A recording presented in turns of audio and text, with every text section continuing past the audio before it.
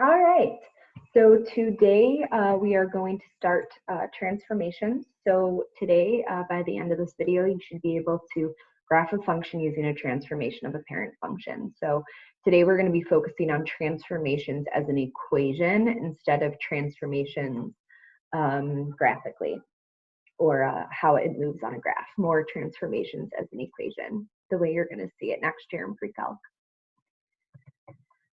All right, so quick refresher, if you're given a parent function f of x and it has the following transformations applied to it, a times f of b times x minus c, and then plus d, how each one of these variables affect our graph, our a variable, so a times f of x is our vertical stretch and shrink, also reflect over the x-axis if it's negative.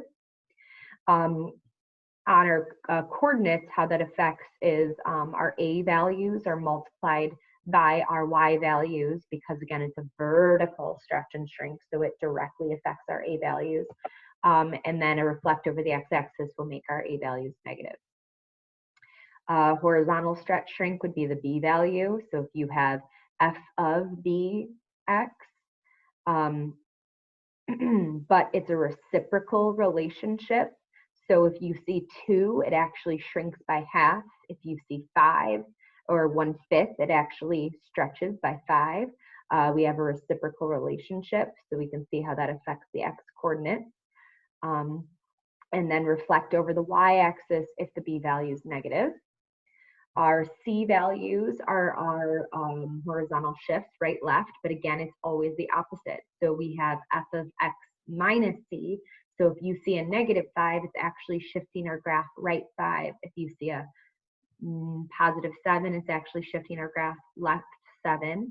And then our d value, so f of x, then plus d, is our vertical shift, shifts up, shifts down. So again, we can see how that affects the y coordinates. So when you put it all together, because we're not going to have just one shift at a time, we're going to have all of these multiple transformations happening at once, we get our graph here. So if we have h of x equals a times f of b times x minus c plus d, we have that reciprocal of b times x plus c, and then a times y plus d. So that's how we're going to be doing transformations, is we're going to be looking at transformations like an equation.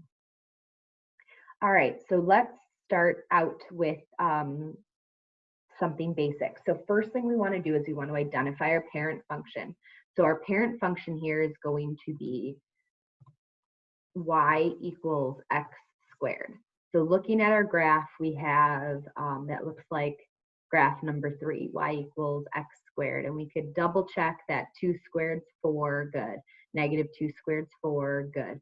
1 squared's 1, good. -1 squared's 1. So that's definitely our graph. See, 3, that's too far up there, of y equals x squared. So now we're going to see how each one of these is affected. So let's see, y equals x squared minus 3 is our normal x squared graph, just shifted down 3. That looks like graph number 1. Y equals x minus 3 squared is our normal x squared graph, just shifted to the right 3. So that looks like graph number 2. So that means y equals 3x squared means no vertical or horizontal shift, but we do have a vertical stretch. So that means that instead of 1 squared being 1, we have 1 squared now being 3, -1 squared now being 3. And again, that looks like, forgot to change the color, graph number 4. So we get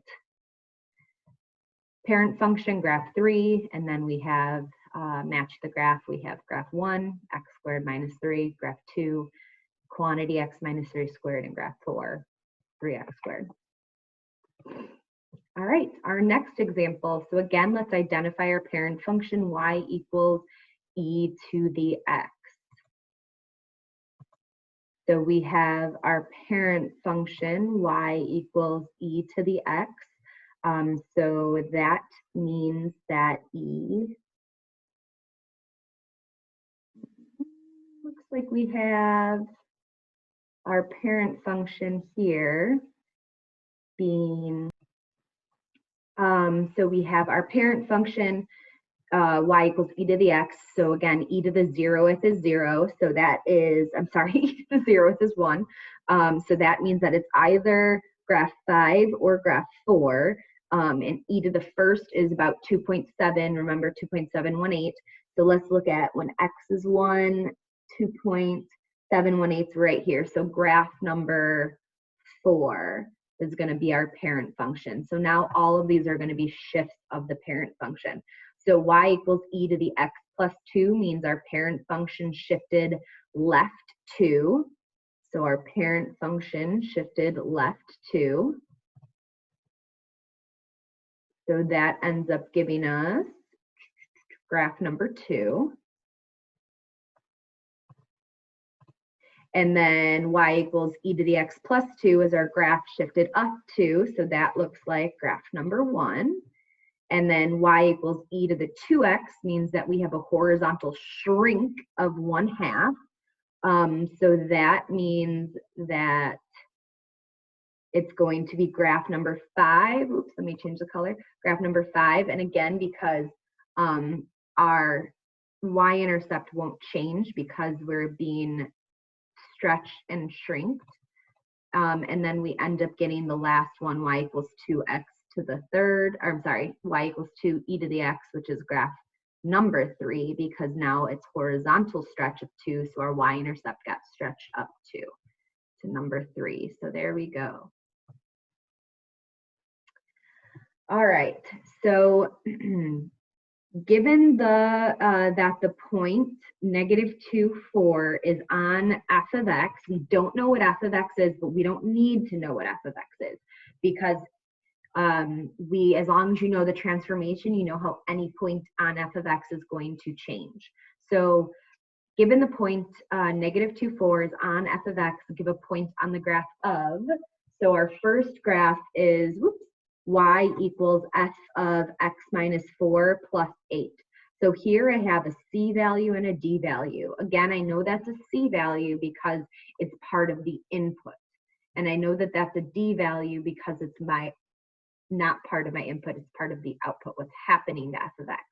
So that means that my c value is 4, my d value is 8, so I end up getting the following transformation equation, x plus 4, y plus 8. So we go ahead, substitute our point in, and we get our new coordinate to 12. So y equals negative f of x minus 4. So I have a negative a value. I know that that's a because it's outside, it's not part of the input. And then my c value is positive 4, again, because it's the input, so it's always opposite. So we end up getting the transformation equation x plus 4, comma, negative y, and substitute in our point, and we end up getting our new coordinate to be 2, negative 4. Next, number 5, we have y equals 2 times f of x plus 7. So 2 is our a, 7 is our d, again, because they're both output, not input. So we have our transformation equation, x, comma, 2y plus 7. Substitute in our coordinate, -2, 4, and we end up getting -2, comma, 15. Number 6, y equals 3 times f of negative x. So my 3 is my a value, -1 is my b value. So we go ahead and substitute in our, transformation equation, -x, comma, 3y, substitute in our coordinate, and we end up getting 2, comma, 12. Number 7, y equals f of 2x plus 6 plus 2. Now that's not in standard form, because standard form, remember, is b times the quantity x minus c. That b is factored out. Right now, my b is distributed in. So in order to correctly find my my b and c value, I have to factor that out. So we first start by factoring out that 2. So really, this is y equals f of 2 times x plus 3, and then plus 2. So my b value is 2, my c value is -3, and my d value is 2. So we get the equation 1/2 x minus 3, comma y plus 2, because remember, always reciprocal of b, opposite of c. Y plus 2, substitute in our point, and we end up getting -4/6. Number 8, we have y equals 2 times f of x minus 2 plus 1. So our 8 value is 2, our c value is 2, and our d value is 1. So that gives us the transformation equation, x plus 2, comma 2y plus 1, substitute in our point, and we get 0, comma 9. And number 9, y equals f of -3x plus 9 minus 4. Again, not in standard form, have to factor the b value out. So really, this is y equals f of -3 times x minus 3 minus 4, meaning our a value is 1, our b value is -3, our c value is 3, and our d value is -4. So we get the transformation equation, -1/3 x plus 3, y minus 4, which gives us the coordinates 11/3, comma 0 when we transform our point. All right, last example, we're going to take our graph and we're going to transform it. So y equals f of x is this. So this graph is f of x. This graph is our parent function.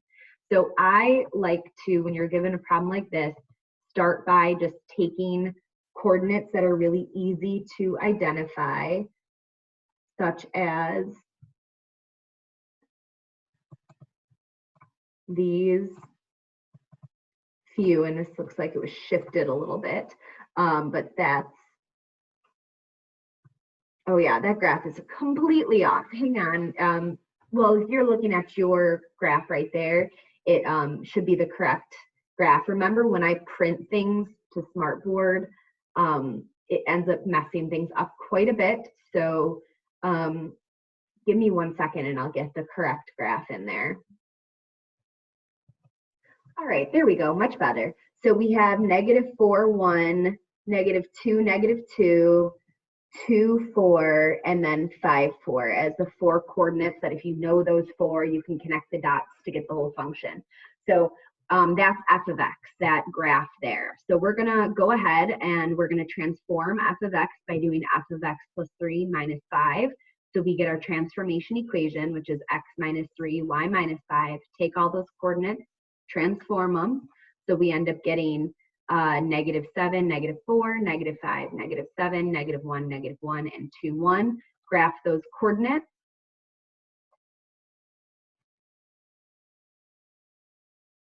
And there we go. There's the transformed function.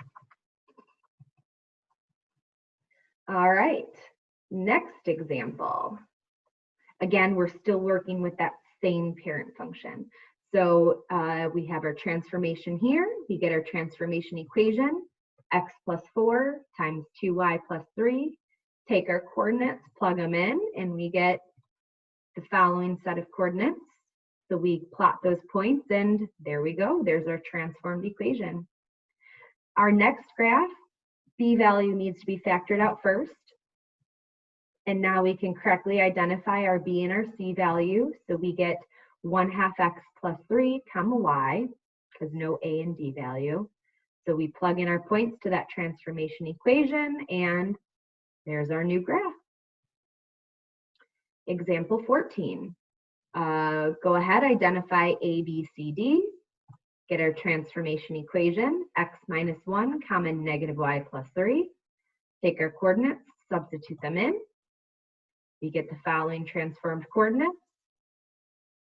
And there's our graph.